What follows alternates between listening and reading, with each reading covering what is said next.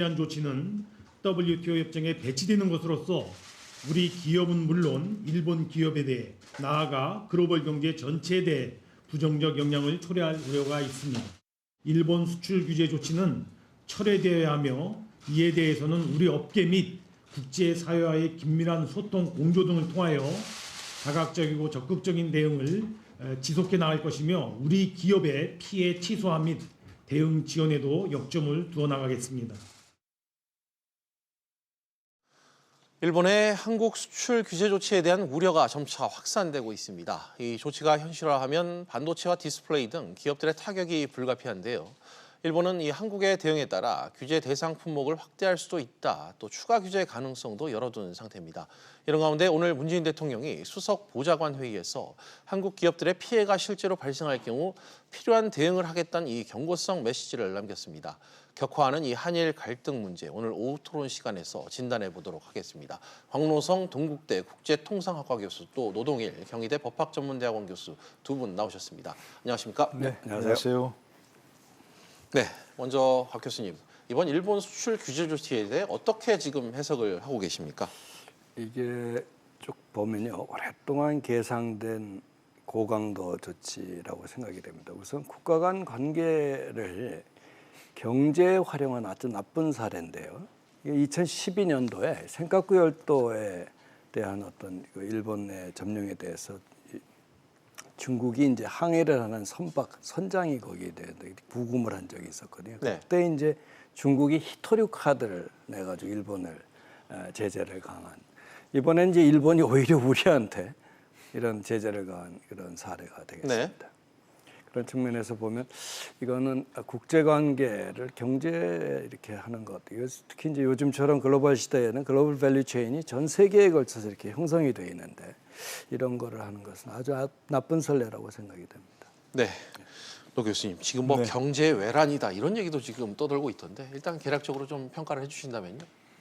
기본적으로 지금 말씀하셨지만 결국 일본의 뭐 정치적 목적을 위해서 뭐 통상 무역 이런 것들을 이용하는 그런 것으로서 바람직하지 않은 그런 그 사례죠. 예. 기본적으로 이제 무역 문제, 통상 문제는 무역대로 무역 문제로 해결을 해야 되고 또 정치적 문제는 정치적으로 해결을 해야 되는 건데 결국 국가 간의 정치적 문제라서 결국 외교적 해결책을 모색해야 되는 뭐 그런 문제 아니겠습니까? 특히 이런 것들이 이제 기본적으로 단기적으로는 이제 참여 선거를 앞둔 일본의 문제, 또 조금 더 이제 그 깊이 들어가 보자면 결국 우리나라와 일본 사이에는 이제 과거사를 둘러싼 뿌리 깊은 문제가 있지 않습니까? 예. 이 문제도 결국 일본 일제시대 강제징용 문제라든지 조금 더 가면 이제 위안부 문제라든지 예.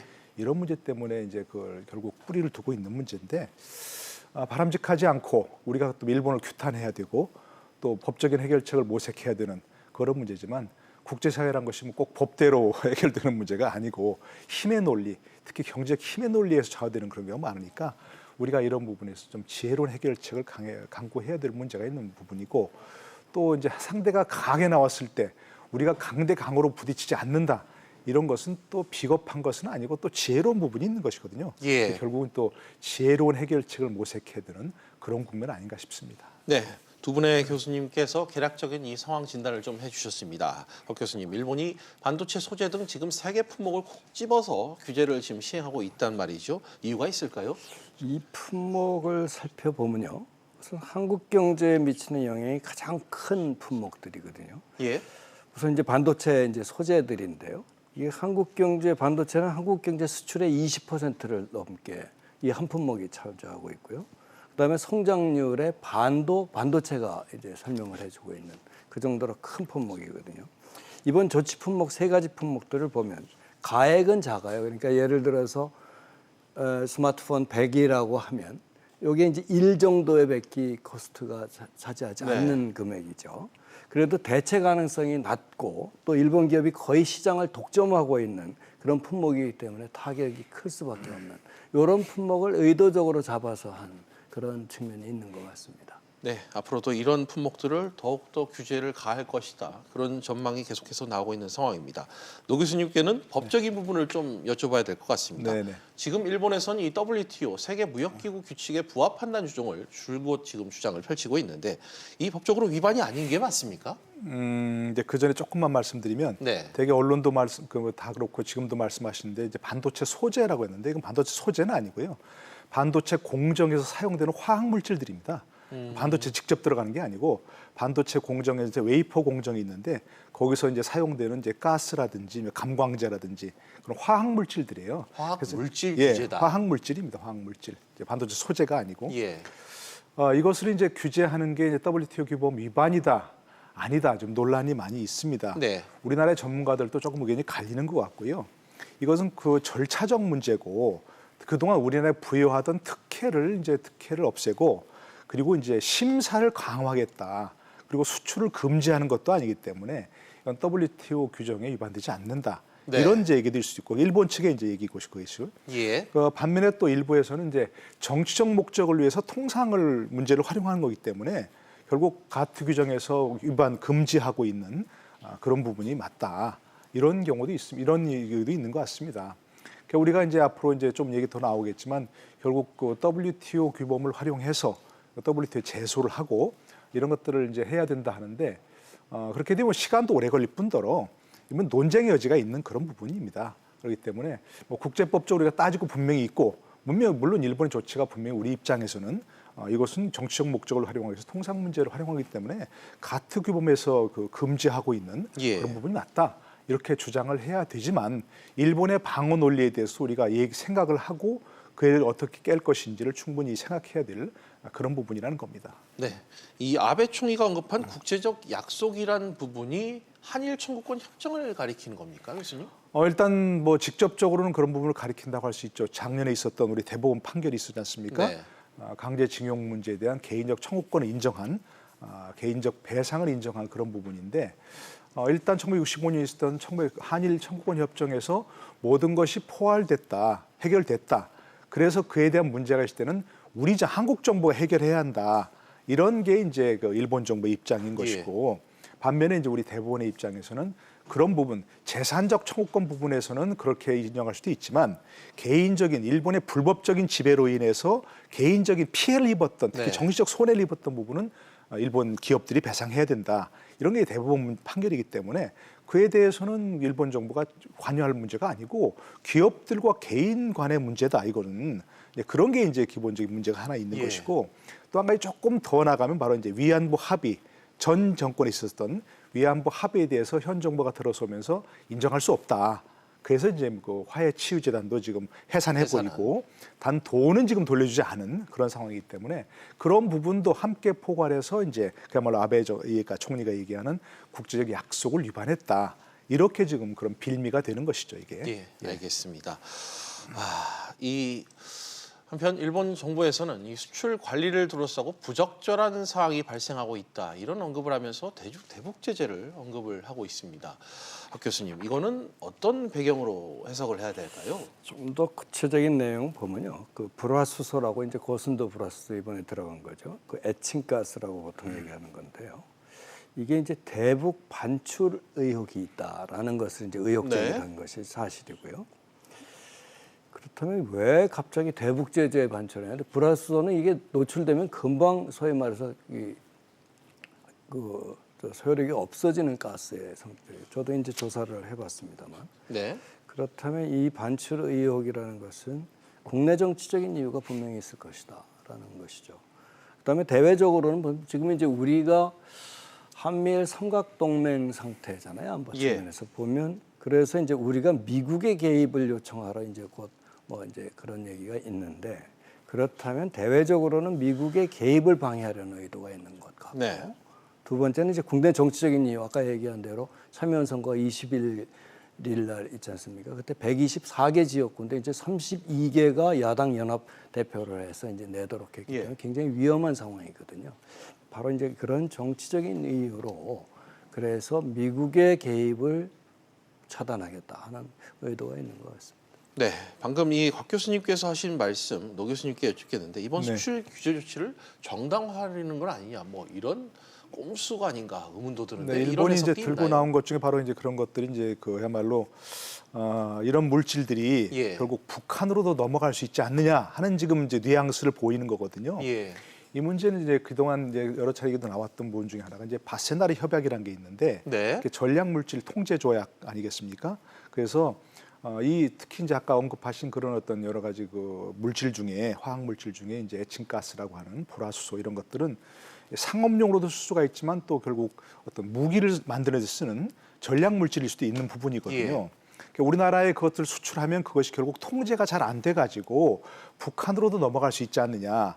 우리가 지금 대북 제재를 조금 느슨하게 하고 있기 때문에 이런 것들을 좀 이제 얘기를 드는 거죠. 예. 그러나 이제 아까 얘기한 것처럼 이것은 이제 특수한 아주 그 이제 반도체를 만드는 웨이퍼 공정에서 아주 특수하게 쌓인 거기 때문에 예. 물질 그 용도가 제한돼 있는 것들입니다. 이것들이 그렇기 때문에 그리고 또 혹시 이제 반도체 공정에 사용되는 물질이기 때문에 지극히 적은 수량을 좀 소입하는 것이거든요. 예. 그 반도체 공정 만드는 데 쓰이는 것이 너무나 뻔한 것이고요.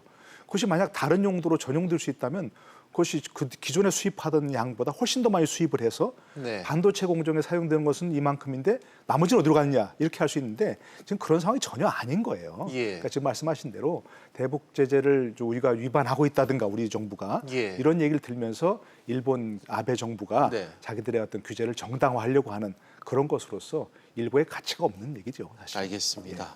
뭐 가치가 없다는 표현을 단언해서 지금 노 교수님께서 해주셨는데 박 교수님 중요한 건 국내 기업들의 지금 상황이 아닐까 싶습니다. 사실 이 수출 규제를 하겠다는 발표를 이달 초에 했고 3일 후 4일에 곧바로 지금 실행에 들어간 터라 대응 시간이 좀 턱없이 부족했다. 이런 생각도 지금 사실 들고 있는 상황인데요. 현 시점에서 이 반도체 핵심 소재 같은 수급 상황에는 좀 문제가 없는지 궁금합니다. 일단은 한 지금 1, 2개월 정도 품목에 따라서 좀 다르지만 그 정도의 재고가 있는 걸로 알려져 있고요. 예. 그다음에 이제 많은 사람들이 바로 이제 발표하는 날 시행하는 줄 알았는데 사실은 8월 1일이 시행 일자고요. 네. 이제 저 경제산업성에서 운영하고 있는 이제 외환관리법, 외국환관리법 거기에서 이제 내용이 이제 그 내용들인데 예. 기본적으로는 일본 기업들은 언론도 그렇지만 좀 조심해야 될 것이 정부가 얘기하면 들어요. 미리 알아서. 한국처럼 이렇게 네. 얘기하고 이런 데가 아니고. 네. 최근에 도쿄신문 기자 그 여기자 사건들 아시겠지만 예. 그래서 일본이 알아서 기거든요. 그런데 그런 측면에서 미리 발표돼서 8월 1일까지 시한을 주고 이제 위협 효과를 극대화하기 위한 방법이거든요. 네. 트럼프식이죠. 네. 이제 그런 측면에서 일본이 알아서 자제하고 있는 그런 상황이기 때문에 아무래도 지금부터도 제재 효과가 나타나고 있는 것이 아닌가 그런 생각이 듭니다. 네. 생각보다 수급 상황이 타이트한 것 같습니다. 이런 이유 때문일까요? 노 교수님, 이재용 삼성전자 부회장이 어젯밤 일본으로 지금 건너간 상태잖아요. 네. 수입 규제에 대한 대응 방안 마련을 위한 조치겠죠? 그러니까 뭐 이재용 부회장이 건너가서 이 문제를 뭐 해결한다든가 네. 뭔가 큰 돌파구에 걸린다든가 뭐 당장은 그렇지는 않겠죠. 말씀하신 대로 일본 기업들이라고 하는 것은 또 일본 국내 구조 일본 인재 특성 자체가 어떤 정부의 어떤 그 말에 순응하는 뭐 그런 체질이기 때문에 당장은 뭔가 돌파구에 걸리지는 않더라도 당연히 거기에 관련된 일대 기업들을 당연히 만나서 서로 이제 어떤 그 윈윈할 수 있는 대책이 뭔가를 논의해야 할 필요는 분명히 있는 거죠. 예. 이 문제는 이제 우리 정부 차원에서 일본 정부하고 풀어야 되는 문제도 있지만 일본 기업들의 어떤 여론을 환기해서 일본 여론을 통해서 일본 정부를 압박하는 네. 그런 전략도 분명히 필요하다는 얘기입니다. 네. 많이 보도가 됐지만 일본 언론들도 이런 아베의 조치에 대해서 굉장히 비판적입니다. 아, 사설도 보면 뭐 아사히 신문, 뭐 니케이 신문 이런 것들 보면 결국은 우리가 한국에 파는데 일본에서 일본 기업들이 한국에 파는데 그걸 막아버리면 피해를 누가 입느냐? 한 일본 기업들 아니겠느냐? 네. 이런 얘기고 또 일본에서 그런 물질들 소재들 뭐 여러 가지 또 포함해서 그런 것들을 팔아서 한국에서 반도체를 만들어서 그 반도체를 일본에 수출해서 결국 TV도 만들고 여러 가지 다 만들지 않느냐. 예. 그러면 만약 한국 반도체 피해가 가면 그 피해는 결국 연쇄적으로 일본 기업들을 포함한 많은 세계 기업이 다 받을 거 아니겠느냐. 그러면 한국만 피해 보는 게 아닌데 왜 이런 조치를 취하고 있느냐. 과거 아까 좀 얘기 들었지만 다오이다오 예. 센카쿠 열도 때 이 중국의 일본 정부 했던 얘기는 뭐냐. 이렇게 얘기를 하고 있습니다. 네. 또 G20 그 정상회의가 끝나자마자 이렇게 조치를 취하는 것은 G20 정상회의에서 일본 정부가 자유로운 무역을 주창했던 그것과 모순되는 거 아니냐. 이런 일본 여론이 많이 있거든요. 네. 그래서 일본 그 이재용 부회장이 일본 기업들을 개개주 만나서 그 일본 기업들 보고 일본 정부의 조치에 대해서 반대하라 이렇게 할 수는 없지만 네. 결국은 당신들도 피해를 보는 거 아니냐 이런 쪽으로 개별적으로 설득을 해서 오랫동안 일본의 또 일본과 삼성이 또 어떤 그 일본 기업들과 인연을 맺었던 거 아니겠습니까? 네. 일본 기업들은 또 상당히 개인적으로는 의리를 중시하는 이제 있기 때문에 그런 부정적인 여론을 좀 확산시켜서 일본 아베 정부의 어떤 압력을 작용할 수 있는 그런 부분도 있다고 봐야겠죠. 장기적으로 봐서는. 네, 알겠습니다. 지금 일본 정부는 또 수출 규제와 관련해 추가 규제에 나설 가능성도 내비치고 있습니다. 박 교수님, 어느 정도의 수준으로 지금 이 생각을 규제를 해볼 수 있을까요? 지금 이게 이제 전형적인 정치 관계, 그러니까 국제 관계를 통상에 적용되는 어떤 수순을 밟는 거라고 볼 수 있는데 지금 어떤 상황이 진행되고 있냐면 한일 청구권 협정 제3조 2항이라고 합니다. 그래서 일본이 중재위원회 개최를 요청을 했고 응답 시한이 18일로 이렇게 돼 있거든요. 30일 동안. 예. 근데 그때 이제 지금 이 보도된 내용을 종합해 보면 그때 18일 이후가 바로 2차 제재 가능성이 있다라고 하는데 그렇다면 추가 제재는 어떤 품목이 될 것이냐 또 과연 얼마나 큰 것이 될 것이냐 하는 게 이제 문제죠. 우리 경제에는. 예. 2차 제재 품목을 아까 이제 얘기하다 말았습니다만 전력 규제 품목이 일본이 운영하는 게 1,100개쯤 되는데 네. 한국에 대한 제재가 100여 가지 정도라고 해요. 예. 구체적으로 리스트 나온 건 없지만 그 100여 가지 중에서 제일 알려진 것으로는 자동차하고 휴대폰, 그 다음에 이제 그 유기 발광 다이아도 올레드라고 그러는 것, 네. 이것이 일본에 의존하고 있는 소재 부품이 될 가능성이 크다라고 예. 보통들 보도가 됩니다. 근데 이제 아까도 얘기했다시피 반도체는 단일 품목으로 1,267억 달러를 작년에 수출해서 거의 한국 수출의 20%를 넘어선 품목이고 성장률의 반을 반도체가 설명을 하고 있는 품목이라 이 반도체 이외에 우리 주력 품목이라고 그러는 자동차, 휴대폰, 올레드까지 가면 이 충목은 가장이 굉장히 커질 거라고 예상했는데 제 바람은 거기까지 안 갔으면 좋겠습니다. 그죠? 네. 뭐 추가 질문을 하나 좀 드린다면 예. 일본 정부가 뭐 우리 정부의 지금 변화나 태도 변화가 없으면 규제 품목이 좀 그런 부분으로 확대될 가능성이 좀 분명히 좀 있다고 보시는 거죠.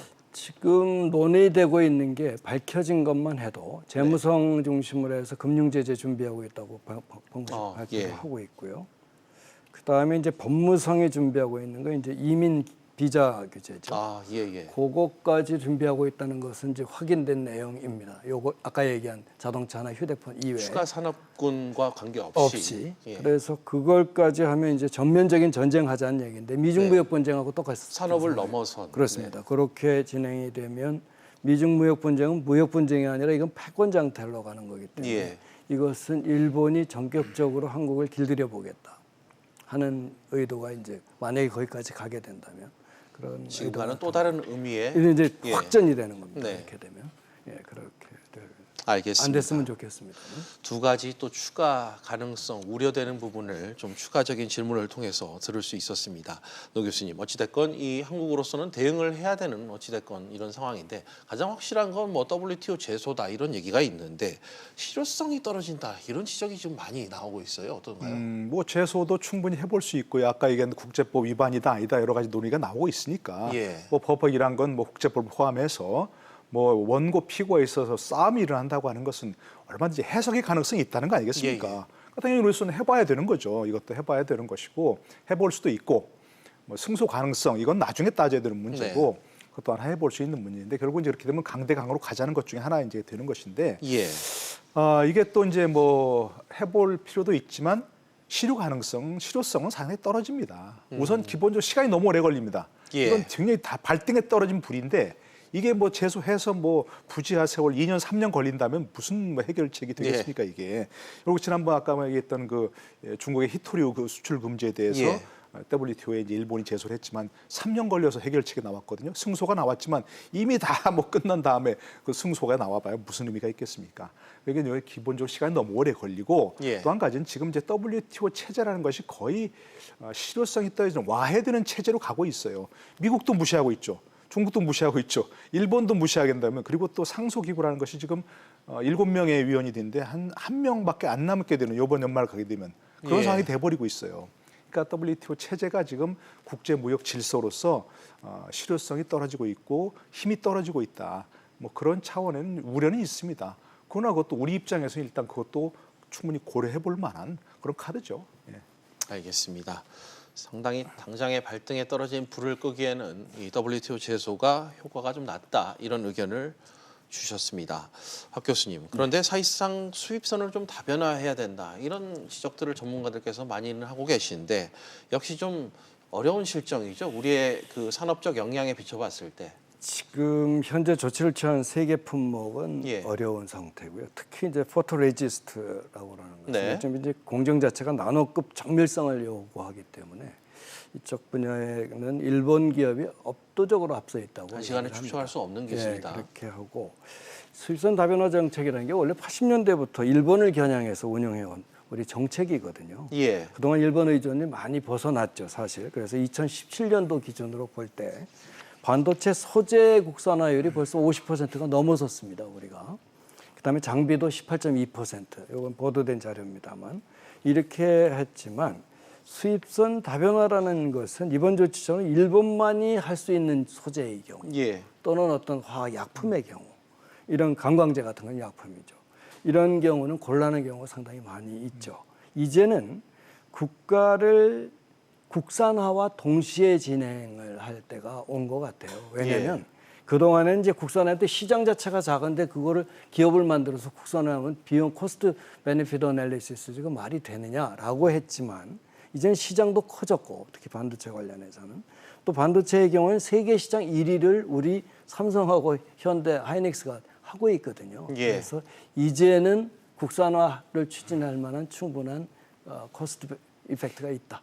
이렇게 봐서 국산화와 동시에 추진하는 게 중요하다고 봅니다. 그렇지만 언젠가는 해야 될 일, 지금부터라도 해야 된다. 이런 의견을 박 교수님께서 주셨습니다. 노 교수님, 네. 일본 내에서는 학자와 언론들을 중심으로 걱정의 목소리가 앞서 얘기하신 것처럼 커지고 있습니다. 이게 변수로 좀 작용할 가능성이 있을까요? 당연하죠. 이제 그 아베 총리가 얘기한 것도 결국 선거 또 이번 선거에서 이제 장기적으로 봐서는 이제 개헌선을 확보해서 결국 아베 총리의 수건이 이게 아니겠습니까? 그죠? 네. 결국 이제 개헌까지 해서 보통 국가, 전쟁이 가능한 국가로 가겠다. 이게 이제 그동안 예. 장기적인 전략이었고, 그 장기 집권을 하고 있는 것도 사실은 이제 그런 어떤 예. 목적과 또 이제 그런 것들이 국민들에게 먹혀 들어간 그런 부분이 있으니까 그런 부분에 있어서 비판적인 여론이 아까 그런 것처럼 기업을 중심으로 해서 한국만 손해 보는 게 아니라 일본 우리 기업들도 손해 보고 있다, 손해 볼 수 있다 이렇게 이제 하는 것도 있고. 또 한 가지 그걸 역이용하는 것도 한 가지 있을 수 있겠습니다. 일본의 어떤 그 아베 총리의 수건 중에 하나가 물론 이제 뭐 그 참여 선거에 승리하고 단기적으로 장기적으로 개헌이라는 것도 있지만 계속 아베 총리가 얘기했던 것 중에 하나가 이 북한 납치자 북한에 의한 예, 예. 일본이 납치 문제거든요. 근데 북한이 저렇게 이제 일본을 완전히 그냥 외면하고 있으니까 전혀 해결이 안 되고 있습니다. 그런 것을 우리가 조금 더 북한을 설득해서 일본과 맞아서 납북자 문제를 납치자 문제를 해결하는데 뭔가 우리가 중재 역할을 할 수 있다는 네. 그런 쪽 또한 우리가 일본에 내는 카드로 활용한다면 해결을 위한 방안으로. 그렇죠. 그런 것도 아마 생각해 볼 수 있는 뭐 그런 여러 가지 카드 중에 하나 아닌가 싶어요. 아까 말씀드린 대로 일본이 이렇게 강하게 나오니까 제가 이거 방송에서 가능한지 모르겠지만 북한의 논평을 보면 예. 정말 일본을 강하게 그냥 뭐라고 해요? 비난하는. 예, 네. 비난하는 그런 목소리 나오잖아요. 뭐 간악한 쪽발이들 이렇게. 예, 근데 우리는 예. 그렇게 할 수 없잖아요. 이게 그렇게 나갈 수 없으니까 뭔가 지혜로운 해결책을 찾는 이런 게 필요하다 싶어요. 뭐 자동차가 뭐 이렇게 막 치킨 게임이라고 하는데 예. 그 기술을 돌리는 사람, 그 자동차를 돌리는 사람을 비겁하다고 할 수는 없잖아요. 지혜로운 그런 부분인 거죠. 네. 우리가 그런 여러 가지 카드를 좀 생각해 볼 수 있는 것도 하나의 좋은 방법이라고 생각합니다. 네, 알겠습니다. 박 교수님께는 이 부분을 좀 여쭙고 싶습니다. 사실 이번 수출 규제가 우리나라뿐만 아니라 나아가 세계 경제에도 피해를 입힐 수 있는 그런 상황인 건 분명해 보이는데 뭐 다자무역 체제, 통상 질서 측면에서 어떤 피해가 좀 예상되는지 좀 논리적으로 설명을 부탁드립니다. 이게 지금 우리가 글로벌리제이션이 이제 90년대 이후 특히 뭐 80년대로 보통 얘기를 네. 하지만 진행이 되면서 글로벌 밸류 체인이라고 GVC라고 보통 이야기해 굉장히 복잡하게 얽혀져 있거든요. 예. 이번에 일본이 우리에게 내린 수출 규제는 이런 글로벌 밸류 체인 중에서 중요한 고리를 친 게 이제 바로 이번에 조치가 되겠습니다. 따라서 전후방 연관 효과를 받게 되는 국가들이나 또 관련 기업들의 영향은 그만큼 크게 되는 거죠. 예를 들면 마이크론 등과 같은 반도체 경쟁 기업은 유리해요. 왜냐하면 네. 삼성이 당하기 때문에. 그러나 삼성으로부터 메모리나 낸드 플래시를 공급받고 있는 중국 대부분의 기업들 또 미국의 다른 기업들, 예. 일본의 자체 소니나 마츠시다 같은 샤프 같은 기업들 이런 것들은 간접적인 손실을 보게 돼요. 네. 이제 글로벌 밸류 체인을 건드려서는 안 된다는 것이 옛날에처럼 gains from trade라고 그러는 무역으로부터의 이득이 한 고리가 단절되면 그냥 없어져 버리는 그런 위험한 체계가 복잡하게 되어 있는 게 이제 글로벌 밸류 체인인데 이번에 그걸 건드렸다는 측면에서 세계 경제 영향은 클 것으로 봅니다. 예, 알겠습니다. 일단 뭐 일본의 수출 규제와 관련된 직접적인 그 이 산업 글로벌한 밸류 체인 부분을 지적을 해주셨습니다. 노 교수님, 네. 국내에선 불매 운동이 지금 한창 벌어지고 있습니다. 네네. 자칫 한일 양국의 관계가 감정 싸움으로 치닫는 것 같기도 해 보이는데 우려가 적지 않은 건 사실이잖아요. 뭐 일간 불가피한 부분은 있는 거죠. 예. 우리가 가만히 있으면 되겠습니까? 뭔가 대응을 해야죠. 네. 근데 아까 말씀드린 정부도 뭐 강대강으로 대응하는 건 바람직하지 않고 오늘 문재인 대통령 이렇게 말씀하시잖아요. 뭐 대응이 맞대응을 낳고 해서 보복으로 이렇게 하는 것은 바람직하지 않다. 외교적 해결책을 찾아야 된다. 그래서 유연하게 대응하되 이제 적극적으로 대응해야 되는데 네. 정부의 대응도 한계가 있는 것이고요. 그렇기 때문에 뭐 일본 측에서 되는 건 시민단체 대응, 시민들의 대응 이것은 일본도 시비할 수 없잖아요. 그야말로 이제 뭐 그야말로 뭐 불매 운동이라든지 또 일본 여행 우리가 훨씬 더 많이 가잖아요. 일본에 일본 여행 오는 일본인들이 여행 오는 것보다 예. 그렇기 때문에 그걸 당장 우리가 뭐 여행 가지 말자 이렇게 해버리면 일본 관광객 타격을 받으니까 당장 그게 일본의 어떤 비판 여론이 나올 수 있는 것이고 과거처럼 그러나 좀 주의할 것은 과거처럼 어떤 관제 데모가 되지는 않도록 예. 제말로 시민 차원에서 해야지 이게 뭐 정부가 은근 나서서 이렇게 부추긴다든가 이런 것은 좀 자제한다면 그런 시민들의 반응, 시민들의 자발적인 대응, 시민단체를 중심으로 한 대응 이런 것들은 뭐 문제 없다고 생각합니다. 알겠습니다. 박 교수님께는 추가로 하나 더 여쭙겠습니다. 오늘 이 문재인 대통령이 대통령 수석보좌관의 이 수보회의에서 이 일본의 수출 규제 조치가 나온 지 일주일 만에 공식적인 언급을 좀 하신 것 같은데 이 경고의 메시지 어떻게 좀 들으셨습니까? 글쎄 이게 맞대응이라는 게 피해가 발생됐을 때 예. 맞대응을 하겠다. 저는 그 방법이 물론 위협 효과라고 있어요. threat에서 네. 이라는 그 게임 이론에서도 나오는 위협 효과는 물론 있겠죠. 그러나 이제 정부가 이 문제는 국가 간의 관계에서 나온 거잖아요. 외교적으로 풀어야 되는 게 사실이라고 말이에요. 예. 근데 이제 외교적으로 문제를 해결하는 의지가 없어요. 맞대응을 하겠다고 하지. 따라서 이런 맞대응은 확전의 가능성만 오히려 큰 것이 아니냐. 이럴 때 이제 우리가 협상에서 얘기하는 삼자의 개입, 예. 삼각 안보 동맹으로서 미국 활용하는 것. 이게 가장 유효한 방법이 아닌가 생각이 됩니다. 강대강 대치 국면에서 이 삼각 동맥의 또 다른 한 축인 미국의 힘이 필요한 시점이 좀 다가오는 것 같다. 이런 의견을 곽 교수님께서 해주셨습니다. 노 교수님께는 마지막 질문을 좀 여쭤야겠습니다. 네. 원활하고 좀 유연한 해법, 말은 참 좋습니다만 어려운 것 같은데 끝으로 좀 이 사태를 어떻게 좀 끌고 가야 될지 한 말씀 부탁드립니다. 이 문제는 물론 이제 뭐 우리가 일본을 비난하고 아베를 비난하고 또 이제 우리 정부의 힘을 실어야 될 문제는 분명합니다. 예. 그렇지만 우리가 이제 지난해 이제 말에 그 대법원 판결 나올 때 이런 것들이 거의 예상됐음에도 불구하고 우리가 조금 적극적으로 대응하지 않은 부분이 있거든요. 우리가 무슨 경제로 대응할 수 있는 부분이 아니고 이 문제를 해결하기 위해서 일본 정부가 적극적인 대화 노력을 하지 않은 건 좀 아쉬운 부분이 있습니다. 예. 그러니까 지금부터라도 적극적으로 대응하되 적극적인 대응은 무슨 뭐 우리가 일본에 뭐 보복하겠다 이런 게 아니고 예. 각급 차원에서 뭐 대사, 참사 같은 외교부 차원에서도 그렇고 결국은 나중에 가서는 정상끼리도 대화할 수 있다 하는 여지를 남겨두고 모든 차원의 적극적인 대화는 이루어가야 됩니다. 물밑에서 대화해야 되고 수면 위에서 대화해야 되고 그리고 이제 민간 전문가들끼리 오피니언 리더들끼리 대화도 적극적으로 시도해야 되는 그런 부분이 있습니다. 그러니까 뭐 일본을 비난하고 일본 정부를 비난할 수는 있지만 그것을 그냥 무대응책이나 또는 강경 대응으로 끝날 수 있는 문제가 아니기 때문에 네. 그것은 유연하되 적극적으로 외교적으로 해결해 나가기 위한 노력을 여러 차원에서 해야 된다 하는 그런 말씀을 꼭 드리고 싶습니다. 네, 알겠습니다.